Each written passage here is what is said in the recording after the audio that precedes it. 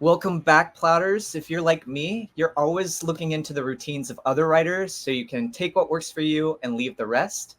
Today we have Tira Palmquist. You've already seen her if you regularly watch the show.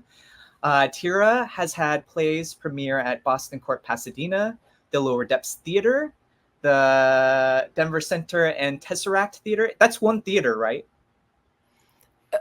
Tesseract. Denver Center is one. Tesseract is Oh, another. I was like, what a cool name. Okay, two separate with a comma. Okay. Yes. She's also had readings at the Oregon Shakespeare Theater, the Boise Contemporary Theater, the Trinity Street Players, and the Seven Playwrights Conference, to name a few. Playwrights Conference, to name a few. All right, Yes. Tira. Well, we already talked Yeah. about this a little bit behind the cameras, but what is your routine? Admission, full admission, full accountability. I don't really have one. My life is fairly chaotic, and so I can't necessarily count on being able to say, like Stephen King, I get up in the morning, I go into my office at 8, my wife brings me a sandwich, and I write until 5. That doesn't not work. That doesn't work. I can't do it that way. However, one thing I'm very motivated by is deadlines. And so sometimes I will create artificial deadlines for myself just so that I can stay on task. But for example, I will do a little routine thing, and this may sound silly, but it works for me.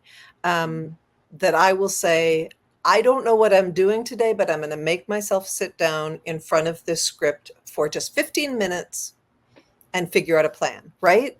It's sort of like it's what I was talking about before with, you got to make the room ready for inspiration. And sometimes it's like, I literally don't know what I'm doing today, but at least I'm going to open it. I'm going to open up the document.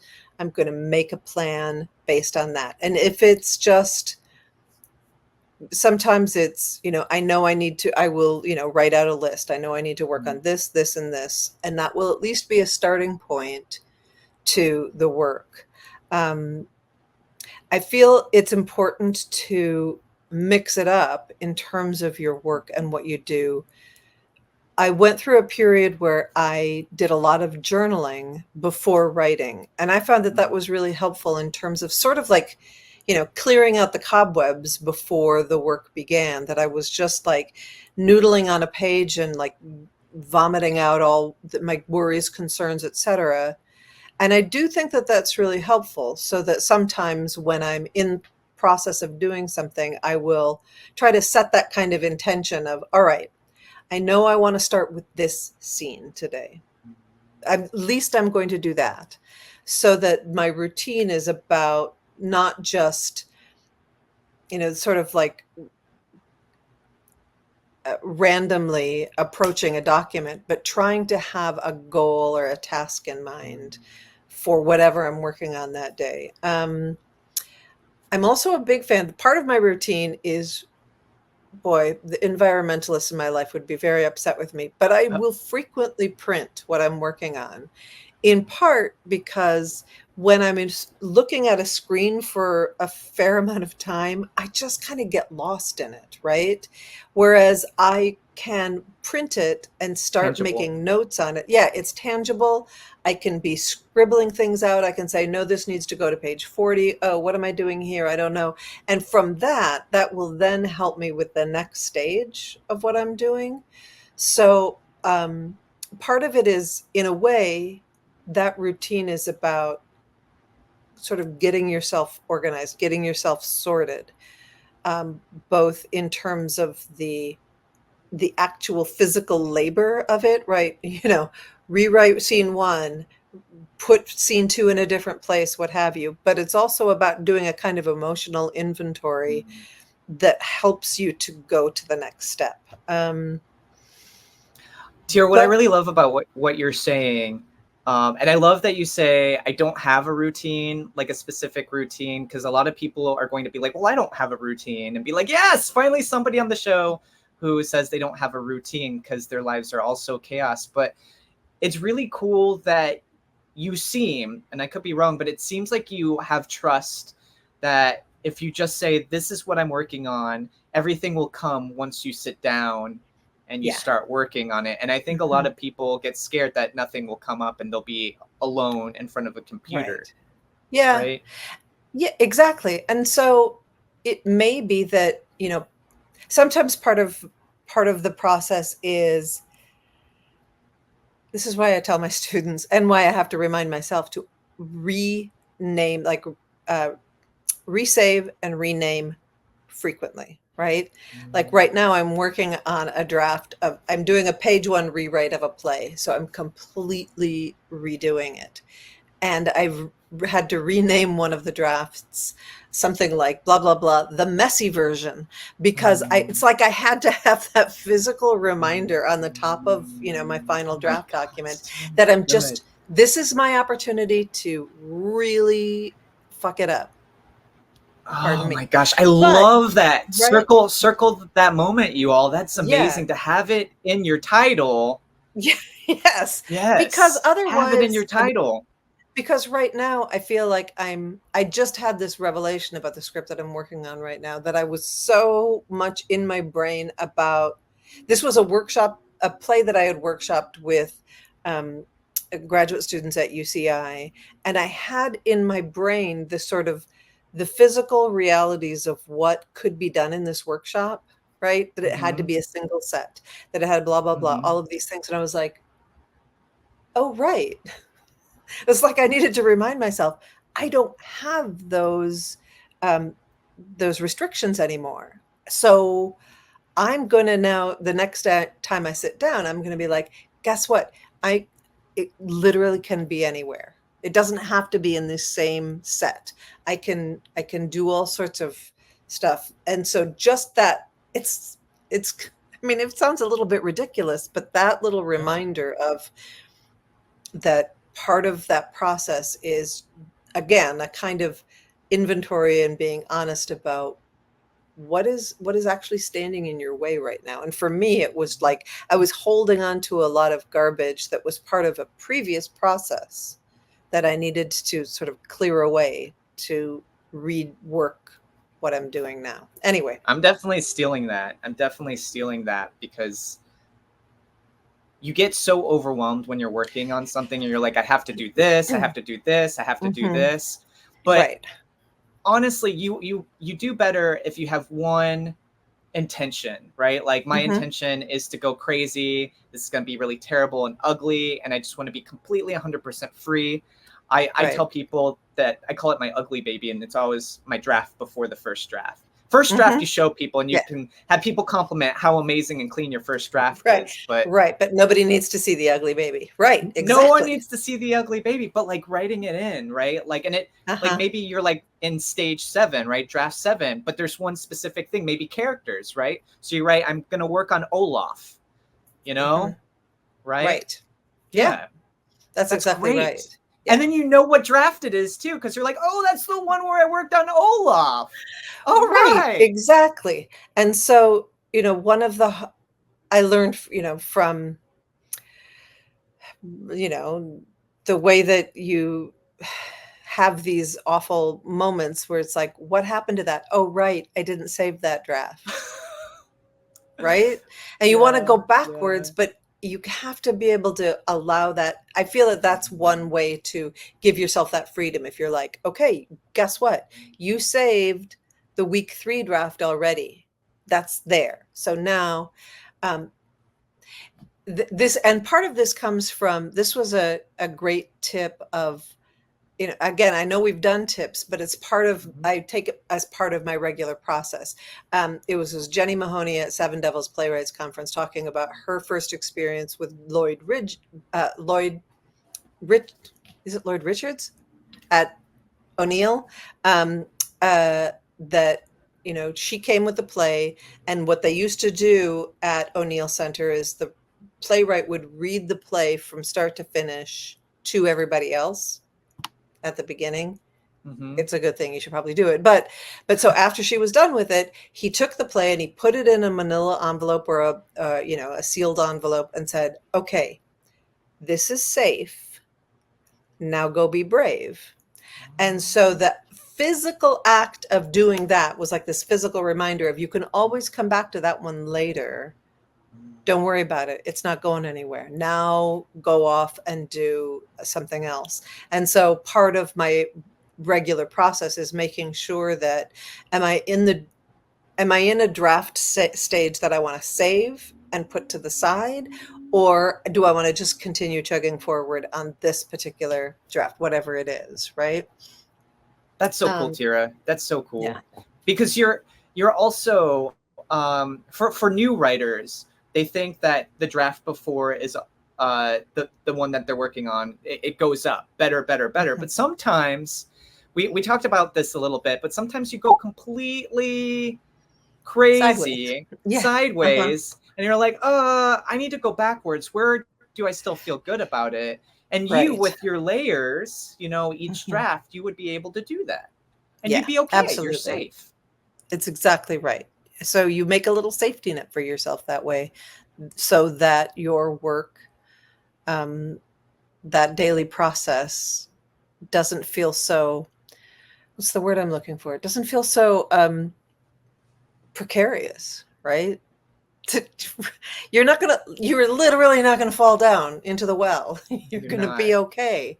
So yeah, And something about that safety and knowing you're not going to fall in the well makes you gives you be more risky too. And that's where you absolutely. succeed, right? You succeed greater Hmm. if you put the risk in instead of Yep. having these narrow constraints on perfectionism. You have to be this perfect.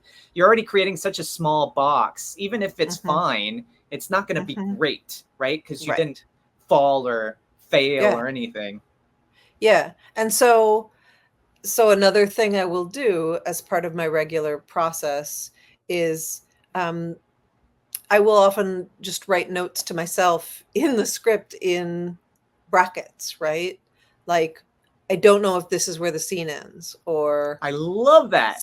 something happens before, right? Something magical happens here because, Put research here. This is where the yeah, research, the sciencey stuff goes. That's what I do or too. it's like that. It's You can't answer everything all the time Mm-hmm. when you need it, but you have to know where to go back to, right? Yes. So having those either brackets or, whether it literally says note or, to come or whatever that you can easily search and then go back to it.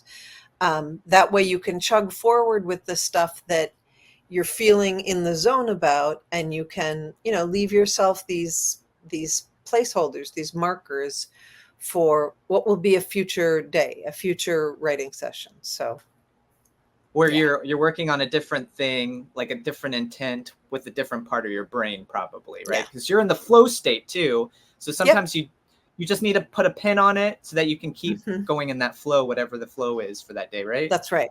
Yep. Exactly. Exactly. So so Tira, you said your life is chaos. What are Yeah. some of the things that make your life chaos so that people can identify? Because we have a lot of people that are multitasking Right. lives, right? Well, I have, there's my day job, which is teaching. But sometimes I have other writing jobs, whether it's, a work for hire kind of a thing, or even just like the day to day stuff of, I'll be honest, one of the things that makes my life chaotic Mhm. or sometimes difficult to predict is that I have an autoimmune disease and I have to be really careful of my energy. And so there are some days it's like, yeah, I had this on my calendar that I was going to write all day, but you know what I need to do? Not that. I need to, right? I need to drink a lot of water and take a nap today.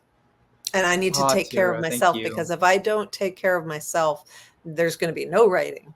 So I think that that's also part of the chaos of living with a chronic disease, a chronic, a hidden disability, is that you just have to be aware that there are some days when you can't be the superhero, because that's not going to be good for anybody. But then also, I have this big giant baby dog who is, he has needs. I can't say, oh, I can't deal with you Mhm. right now, because he's literally got nobody else. I mean, I have a Yeah. husband, I have a daughter, I have a grandson. There's, life happens, and sometimes you have to show up for life. So. To show up for life. Yeah, I There love you that. go. So thank you, by the way, for being so open and honest. Because a lot of people are going through stuff, and so many people do have autoimmune. I mean, I have one as well, right? Like, or I had one. I'm feeling much better. I had Lyme disease. Yeah, Um, but I had to know when to slow down, right? Like I would get really absolutely tired, do. and Hmm. you feel guilty. You feel like you're not enough. Hmm. You compare yourself to other people.